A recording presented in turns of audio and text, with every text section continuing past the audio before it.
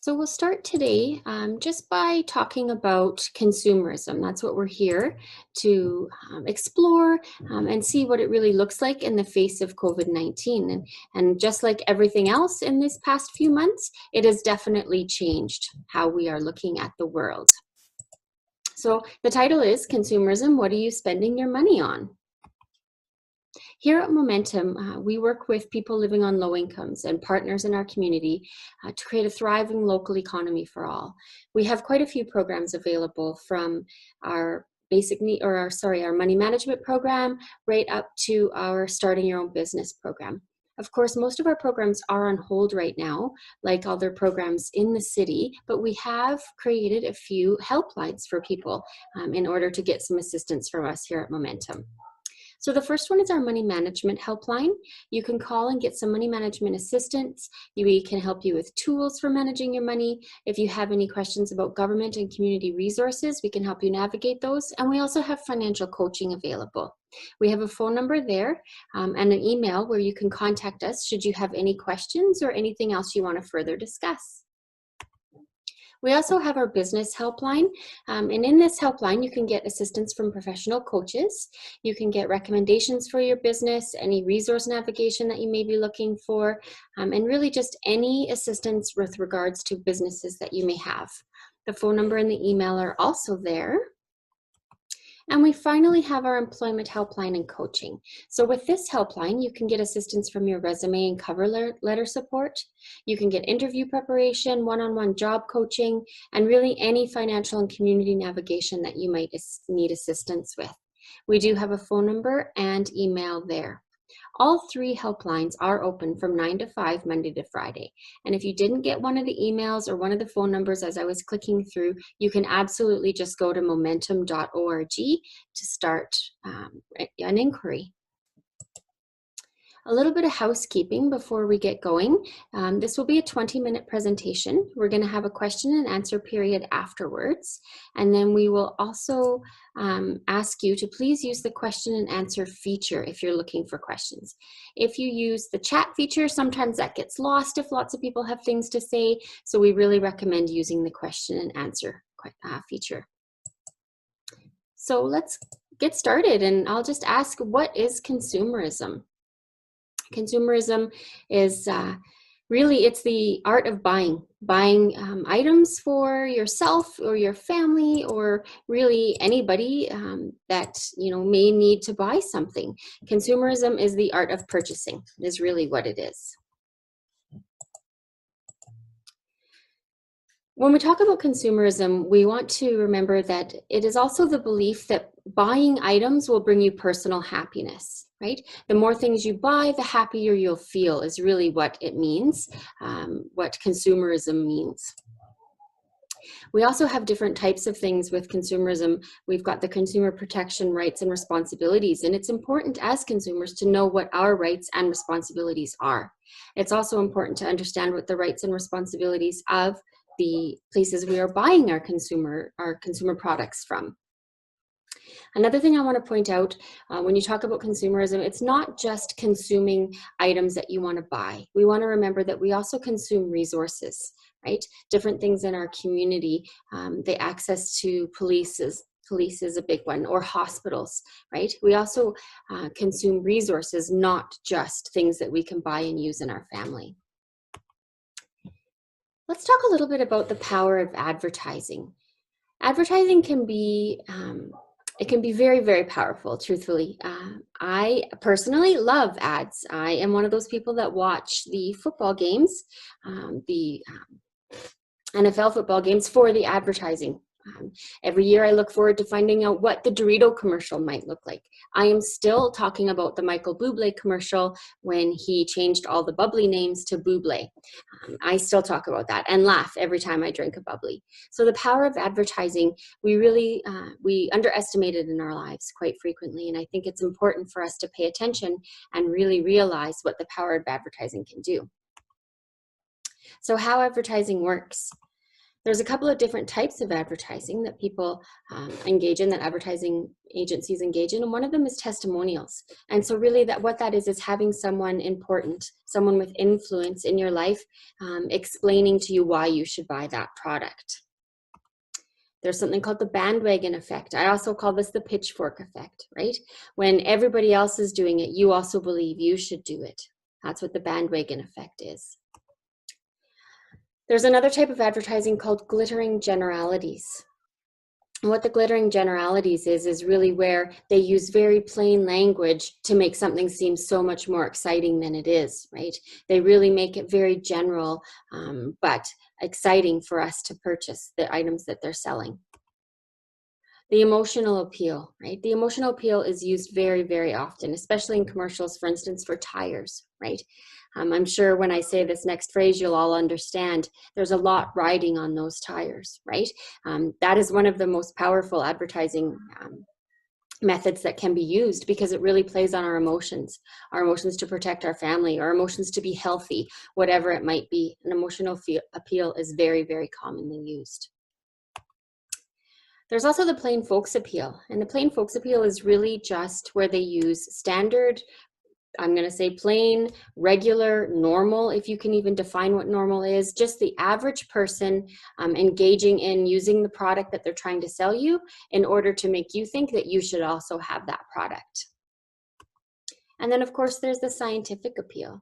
The scientific appeal is quite often used when they're selling things like medicines, stuff like that, the dental, toothpaste, things like that. They're very, very commonly used in the scientific appeal. When we think about advertising, we should also connect it really to thoughtful spending. Consumerism, advertising, thoughtful spending, they all kind of go hand in hand. And it's important for us to really be conscious of what it is that we are spending our money on, right? How are we spending our hard-earned dollars, and what are they doing for our family? And that's really what the definition of thoughtful spending is. It's not necessarily being thoughtful and giving with your spending, but it's also being aware of where your spending is going and how it's impacting the world at large, not just you, yourself, and your family. Thoughtful spending has 3 different costs associated with it. The first cost that thoughtful spending has is the people cost. So what kind of effects is this having on the people around me? Is this affecting my family? How did this purchase affect the clerk in the store? Did I buy it from someone that was paid a living wage, right? The person who created this, what kind of wage was also paid to them? We have the environmental costs as well. Environmental costs are larger than a lot of us think, especially here in Alberta, the environmental costs of big oil, but it can be a lot larger than that, right? There's the environmental costs of shipping the product here, if everything you buy was made in China or overseas, right? The environmental cost of, can this item be recycled? The environmental cost of what did it take to mine whatever it is out of the earth in order to make this product for myself, right? There's so many costs associated with environment. And then, of course, the economic costs, right? How much does it cost me and my family's budget to buy this item? Okay, they're wondering, is it worth it for me to spend money on this? How many hours did I have to work in order to receive this item, right? There's lots of different costs. So thoughtful spending is more than just, am I contributing to society? There's quite a few aspects to thoughtful spending. So ways to control consumerism and spend less. I think there's quite a few ways that we can control our consumerism and spend less, but let's look at a couple. One of the largest things that we promote here at Momentum is the stop, look, and listen. Stopping and really thinking about your item. Do you want to buy this item? Do you need this item? Will I still be happy about this item when I get home, right? Look, have a look around. Is there something else you can use instead of this item? Is there something you can borrow from somebody? Or perhaps, is there somewhere else you can buy it that might be just a little bit more affordable? And then, of course, listen. When we think about listening, it's listen to yourself. Really understand what you're saying about it. Do I need it, right? If you feel anxious about a purchase that you're looking at making, or if you aren't sure that it's quite the right one for yourself, maybe it's not the time to buy it. right? Maybe you want to keep thinking and not make that step this time. We also have something we call the 24-hour rule at Momentum. So if you're looking at buying something, you want to stop and give yourself 24 hours. Okay? You want to think, I'm going to put this on hold, and maybe tomorrow, if I really, really need or want this item, I'll go back and buy it. And it's often the case where you come to that decision that, no, I don't really need this, right? The 24-hour rule helps you be more conscious, and then it helps you think of other alternatives that you might need to purchase. We are very much an instant gratification society. So sometimes it's hard to institute the 24-hour rule into our life, but it absolutely can help control your spending. We've been talking a lot about COVID-19 here at Momentum, and I think around the province and even the country and the world, truthfully. One of the things that I have noticed that has come up for consumerism and COVID-19 is panic buying. And I think that was very, very evident in the beginning of COVID-19, right? Panic buying, it can be understood basically as playing to one of our 3 fundamental psychology needs. Okay? And the 3 needs are, as listed, their autonomy, right? Or the need to feel in control of your action. The need to feel like you can control what's happening around you, because being out of control is one of the most scary feelings I think that we all feel. The need for relatedness, right? So the need to feel that what we're doing is beneficial. It's going to benefit our family, or it's going to benefit those that are around us, right? And then finally, the need for competence. Okay, so the need to feel like we're being smart shoppers, and the need to feel like we're making the right choice. So often we feel like we aren't making the right choice, or we're nervous that we aren't, right? So having competence is really gives us the feeling that we're making the correct choice. And all 3 of these can be attributed to panic buying. But let's look at the other side of that. So there's panic buying, rushing out and buying things. And then there's the needs buying. And so needs buying is a little bit different in that it doesn't just give us the feeling of control, it actually gives us control. Okay, so needs buying gives us the assurance of being in control of meeting our family's needs when purchasing what's essential. Okay, that also gives us the security of meeting the needs of your family while not breaking our budget, right? Because it may be, you may want to rush out and panic buy all the toilet paper as they did at the beginning of COVID, right? Buy all the toilet paper to get you through the next 6 months. But what is that dent doing to your budget, right? Making a purchase that large can often eat into the budget as it goes through for the next couple of months, right? So you really want to be aware. Are you panic buying, or are you need buying in this scenario, right? We want to talk about being prepared, right? Being prepared. So the global spread of COVID-19, it has been accompanied by a lot of uncertainty, and a lot of times it's full of quite a bit of contradictory information, right? When people are hearing differing advice from multiple sources, they often have the instinct to over rather than under prepare, right? So you really want to know, what advice is good advice for you? Do I need to over prepare for this, or am I okay to just buy what's normal for my family, right? I'll go back to the toilet paper example, right? That all of the toilet paper companies were saying there's no shortage, right? Don't worry, we're going to be fine. But for some reason, the world felt they needed to buy toilet paper of all things. Okay, and then should I pick up my pitchfork? Like I said earlier with bandwagon effect, the pitchfork mentality, right? It's a crowd mentality. So often when we see other people buying up all the things on the shelves, and we start to see the scarcity of the necessary products, it kind of validates our decision to stock up, right? Okay, so this is empty. There's only 1 thing of toilet paper left. I better buy it. Even though I have 6 things of it at home, I should buy it just in case, right? So no one wants to be left behind without resources. And so it's really our fear of not being able to provide for our family that sometimes causes us to panic buy, right? So you really want to be prepared. You really want to understand what it is that your needs are and how it is that you're going to meet them for your family. There's been some new trends as well.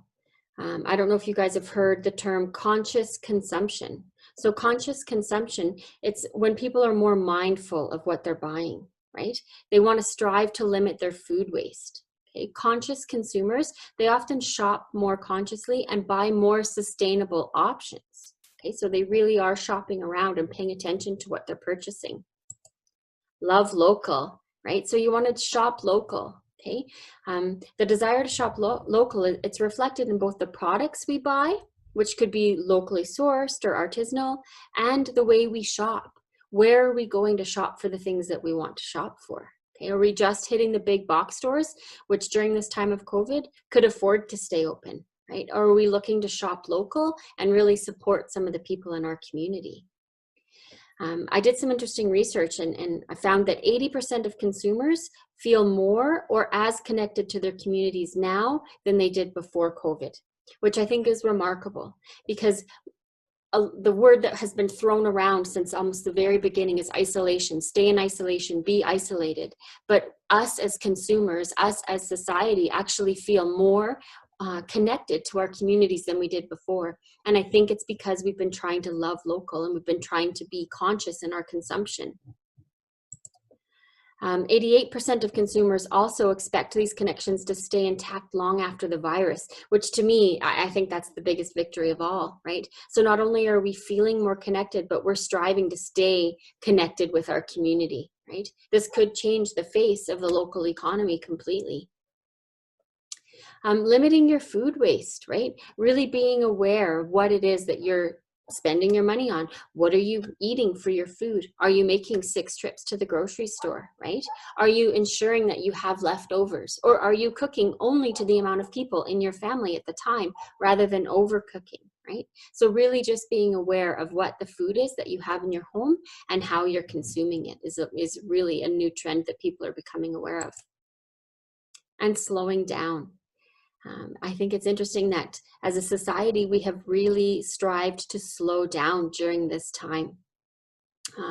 For a group of people that were really so quick to just move ahead and plug forward, we really have worked to slow down. People are slowing down and they're really looking at what's important to them.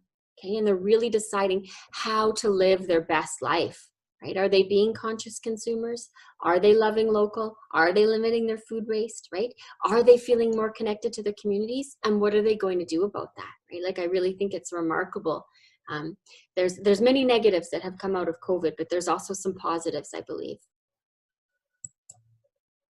I do have a poll that I did want to launch, and while I'm launching the poll, I'm also going to pull up the questions because I see that a few have come up. So here's the poll. If you wouldn't mind just answering these questions for us, we're just kind of working hard to gauge how these webinars are affecting people. So yeah, I'll just give you guys a few minutes to go ahead and answer that, and I'll pull up the questions.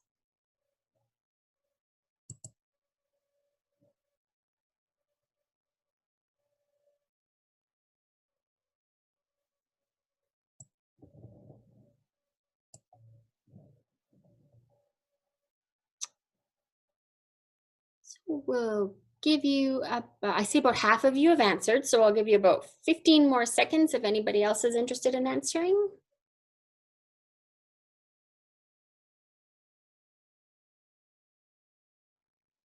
I am sharing the poll right now, Kim, so it should be on the screen.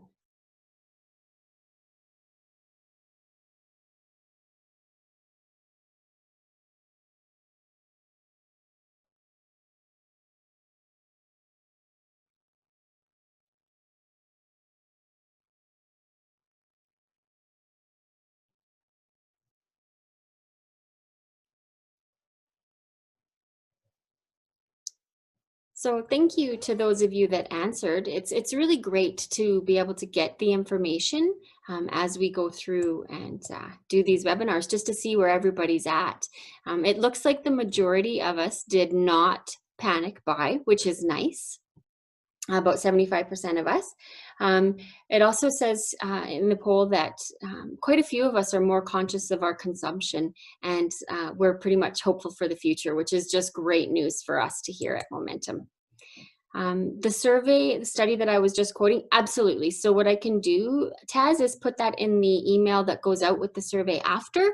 It's an article that I was reading, and I can send that out to everybody.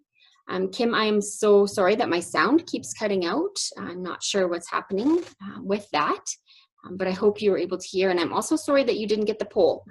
I'm not sure why that happened. I am very technically challenged, so sorry about that. Does anybody have any other questions before I just move on?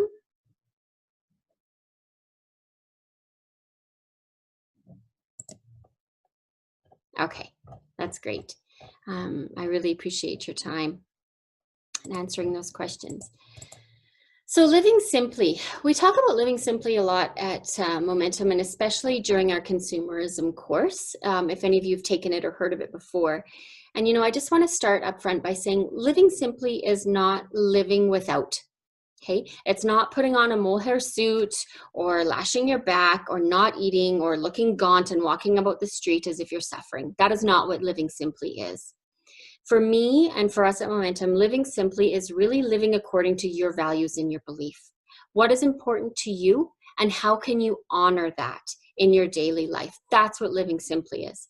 It isn't necessarily living with only 30 pieces of clothing or having your house very bare or never ever driving your car, you know, living in a box. It's none of those things. Living simply is really basically just living according to your values and your belief systems, right?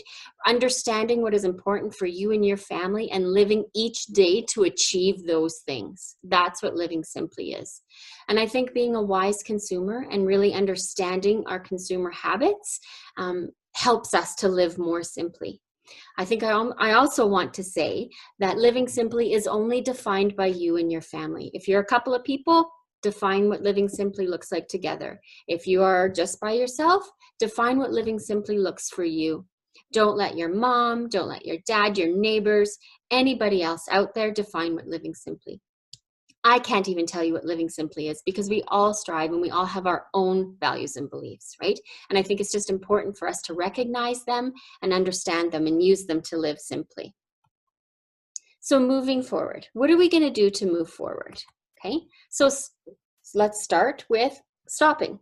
So think about one thing that you can start and how you're going to achieve your living simply or your smart consumerism or whatever it is that you want to engage in, and then stop. Stop one thing that you don't want to do anymore. You know, something that you want to do that will help you live simply, live your best life, right? And then create the change that you're looking for. The change that we want to see in the world often starts in our own backyard, right? It's changes that we have to make in ourselves in order to see them in the rest of the world. So whether that means only, you know, let's say the summer, we're going to only shop locally in the summer for our fruits and vegetables. We're going to hit the farmer's market, and that's where we're going to do it. That's what our starting is for now, right? And what are we going to stop doing? I'm going to stop overbuying toilet paper or whatever it might be. And what change am I going to make? I'm going to eat sustainably, right? I'm not going to waste any food, and I'm going to ensure that everything I eat is eaten in a manner that respects my consumerism beliefs, right? So next week, or sorry, this Thursday, actually, the 28th, we have our fourth and final webinar called Should I File My Taxes? Our fourth and final tax time webinar, sorry, that is partnering with Sunrise Community Link. So it happens this Thursday, the 28th at 1 p.m. It is a different registration than the one that you are registered in today. So if you haven't already registered for tax time information, but you're interested in should you file your own taxes, please feel free to go ahead and join us for that. The registration link is there, or as well on momentum.org. Next week, June 2nd, we have a wonderful guest coming in. Her name is Nicole Olson, and she is a specialist on debt management. And she's going to address the question people often ask is it ever too late to address maybe I'm too far in? What does that look like? Well, we'll tell you right now, you're never too late to address it. Nicole's going to have some fabulous, fabulous information that she's going to share with us, and I'm so looking forward to that one. So next week at 3 p.m. Here's a reminder of our business, employment, and money management helpline and coaching. Because I was so excited to talk about consumerism today, I will tell you that I forgot to do my reconciliation, but I do want to say that thank you so much, because in the spirit of reconciliation, we do acknowledge that we here live and work and play on the traditional territories of the Blackfoot Confederacy, the Siksika, the Kainai, and the Piikani, the Tsuut'ina and the Stoney Nakoda Nation, as well as the Métis Nation Region 3. I want to thank you guys and all of the other people that make their homes here on Treaty 7, the region in Southern Alberta, for spending this time with me today. I am so appreciative of it and so grateful. Thank you for participating in the poll. And if you have any questions, feel free to ask them now. Otherwise, hopefully we will see you next week. Take care, everybody.